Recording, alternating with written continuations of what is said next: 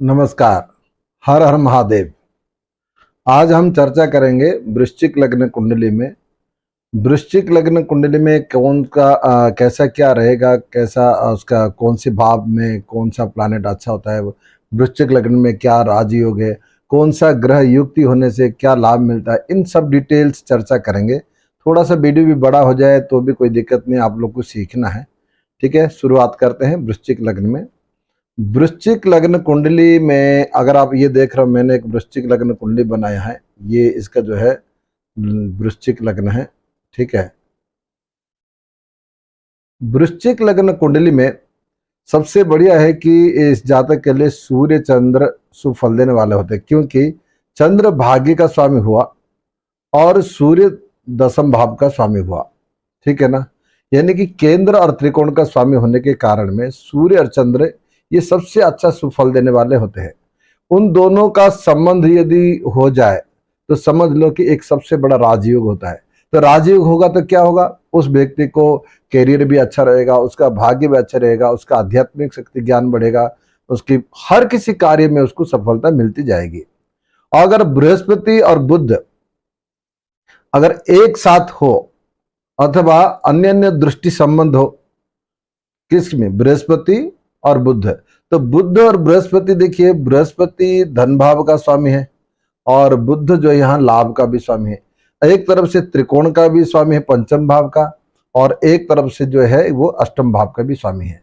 तो अष्टम भाव का स्वामी और बृहस्पति है और बुध है, और एकादश भाव का स्वामी भी बुध है। तो एकादश और अष्टम का होने के कारण में ये प्लैनेट एक तरफ से ठीक है, लेकिन साथ साथ बृहस्पति द्वितीय भाव का भी है पंचमे से। अगर ये दोनों का युक्ति हो या आपस में राशि परिवर्तन हो या दृष्टि संबंध हो तो ये विशेष रूप से इस व्यक्ति को शुभ फल देता है, क्योंकि इस व्यक्ति का लग्नेश यानी कि लाभेश और धनेश का जो संबंध होता है बृहस्पति और बुध का, तो कहीं ना कहीं धन का आगमन होगा ये दोनों चीज का संबंध होने से।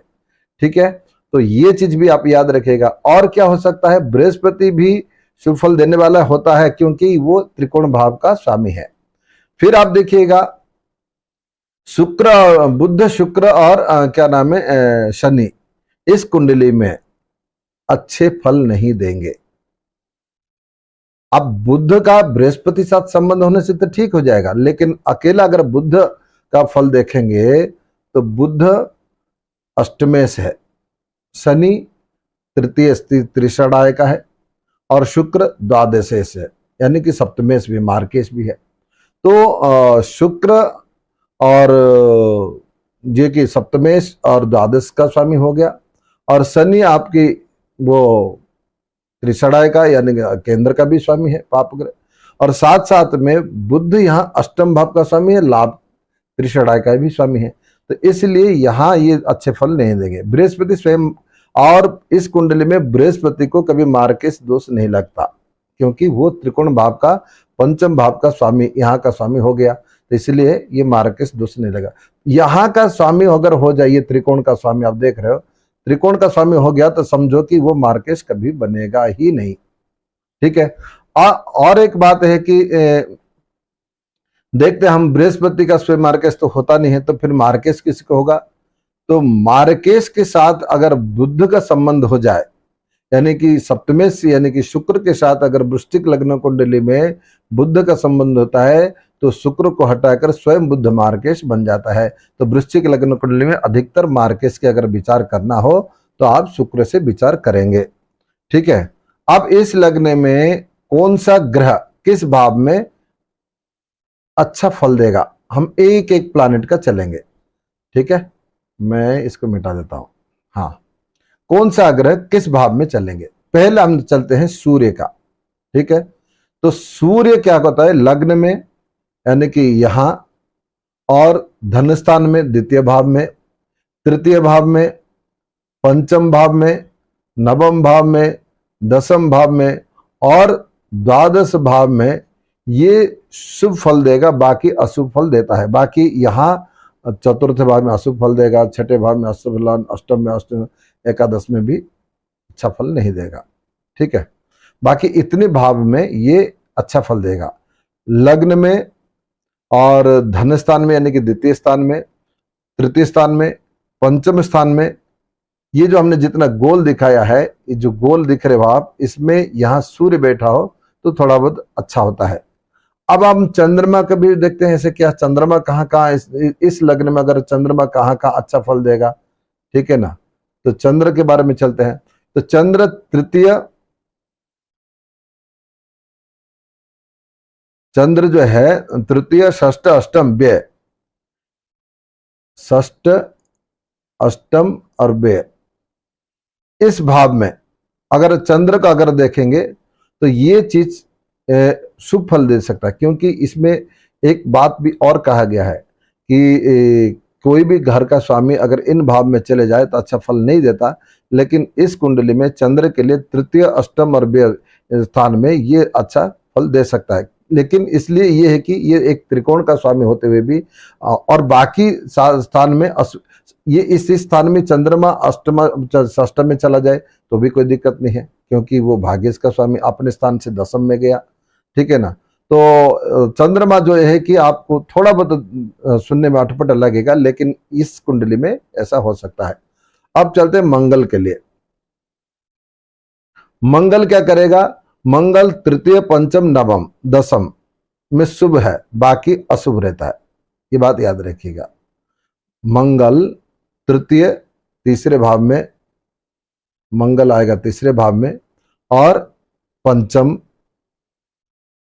नवम, दशम, इन भाव में अगर इस लग्न कुंडली के लिए मंगल बैठा हो तो थोड़ा बहुत शुभ फल देगा, लेकिन बाकी अन्य स्थान में बहुत कोई अच्छा फल नहीं देगा, ठीक है। अब बुध की चलो, बुध के चलते हैं। इस कुंडली में बुध कैसा होगा? ये सभी स्थान में शुभ फल देने वाला है, क्योंकि एकादश का स्वामी हो गया, तो ये कहीं भी बैठ जाएगा उसकी। लेकिन एक बात याद रखिएगा, ये थोड़ा बहुत मैं जो बता रहा हूं, ये चीज आपको ध्यान रखना है कि परिस्थिति भी देख लेना है कि किसके साथ बैठा है, किसकी दृष्टि है, वो भी विचार करना है। मतलब आम तौर पर मैं विचार कर बात कर रहा हूं। गुरु कहां बैठेगा? गुरु चतुर्थ स्थान में, यानी कि यहां पर गुरु हो,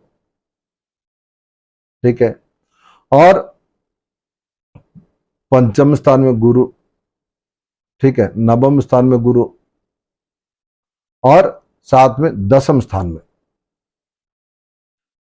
इन स्थान में तो शुभ है, बाकी जितने भी है थोड़ा बहुत उसमें अशुभ फल देगा गुरु, ठीक है। शुक्र कहां बैठेगा? फिर शुक्र के कैसा पोजीशन लेंगे, शुक्र का कैसे विचार करोगे?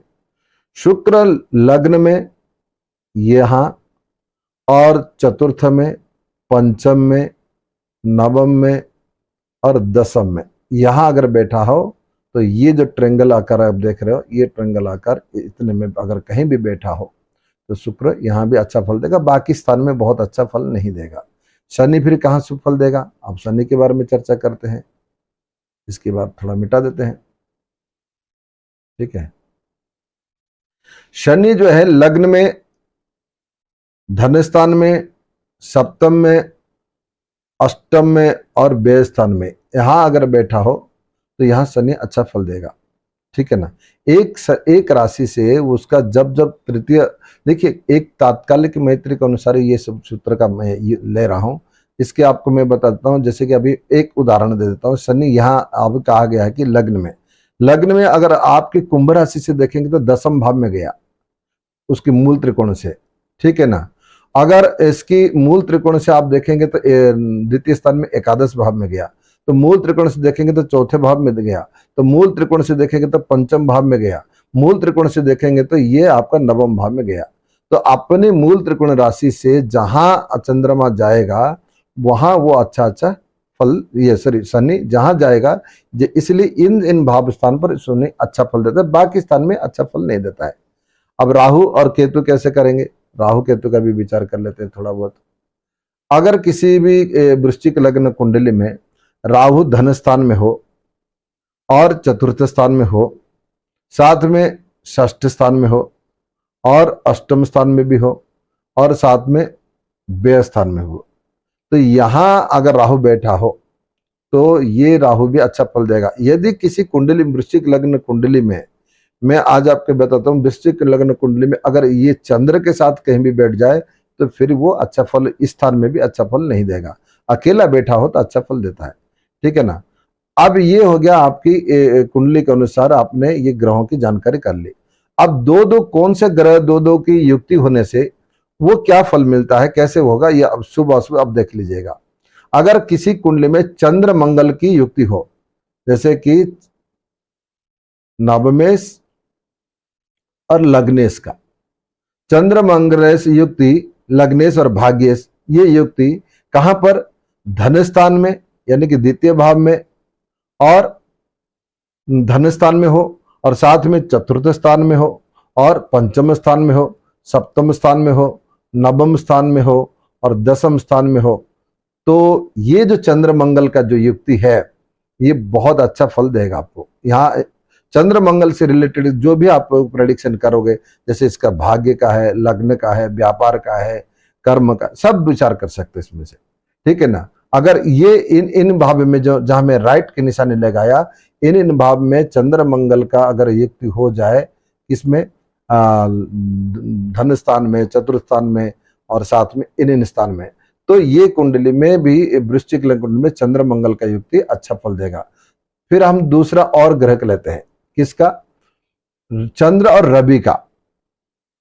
चंद्र और रवि का क्या होगा, चंद्र रवि का देखिए क्या हमने बोला, पहले बोला कि दशमेश और नवमेश, ये दोनों मतलब भाग्येश और दशमेश का जो युक्ति, यदि ये धन स्थान में हो जाए, ठीक है, क्योंकि एक से देखा जाए तो न पंचम बन गया, धन स्थान में हो जाए क्योंकि वो गुरु की राशि आ रहा है, गुरु की राशि में क्योंकि इसका मित्र की राशि है, और साथ में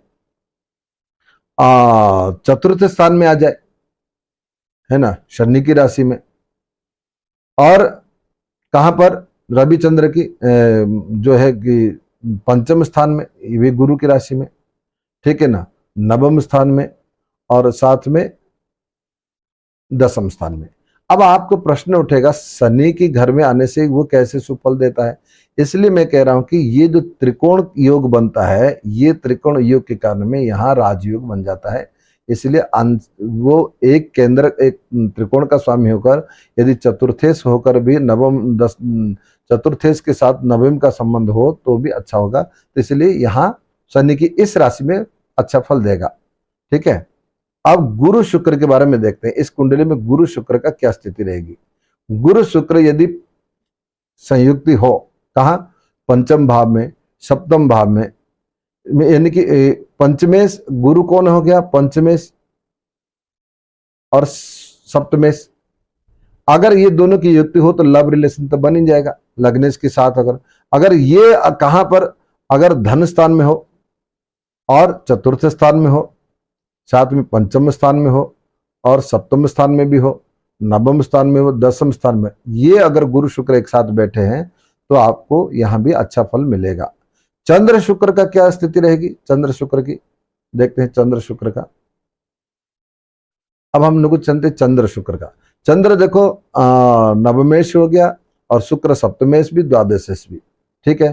तो भाग्येश के साथ सप्तमेश का युक्ति होना और सप्तमेश के साथ भाग्येश का युक्ति होना, तो आप समझ लेना कि ये युक्ति बहुत अच्छा माना गया है। तो इसलिए यहाँ किसी की अगर ऐसा युक्ति हो तो व्यक्ति का शादी के बाद भी भाग्य का परिवर्तन होता है। और कुंडली में शनि मंगल की क्या स्थिति बनेगी, अगर शनि मंगल एक साथ कहीं बैठे हो तो कौन से भाव में, तो हम चलते हैं शनि मंगल की। शनि मंगल की क्या है कि चतुर्थेश तृतीयेश हो गया शनि और लग्नेश और षष्ठेश हो गया मंगल।